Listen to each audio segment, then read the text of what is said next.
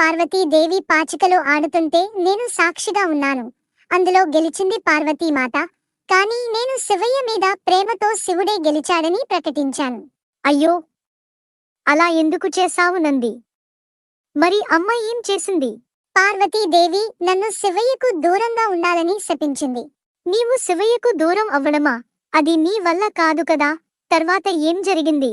నాపై ప్రేమతో అలా చేశాడని, నందిపై జాలి చూపించమని తల్లి పార్వతికి శివయ్య నచ్చజెప్పాడు. అప్పుడు పార్వతీదేవి వినాయకుడిని పూజించమని పరిష్కారం చెప్పింది. అలా నేను రోజూ పండ్లు పలహారాలతో వినాయకుడిని పూజించాను. ఒకరోజు నేను గడ్డి తింటుండగా గణేశుడు నా దగ్గరకు వచ్చి నాకు నైవేద్యం పెట్టమని అడిగాడు. ఉన్నపలంగా నైవేద్యం పెట్టమని అడిగాడా? అన్నయ్యకు ఆకలి ఎక్కువ, మరి నువ్వేం పెట్టావు? నేను తింటున్న ఆ గరిక గడ్డిని నైవేద్యంగా ఇచ్చాను.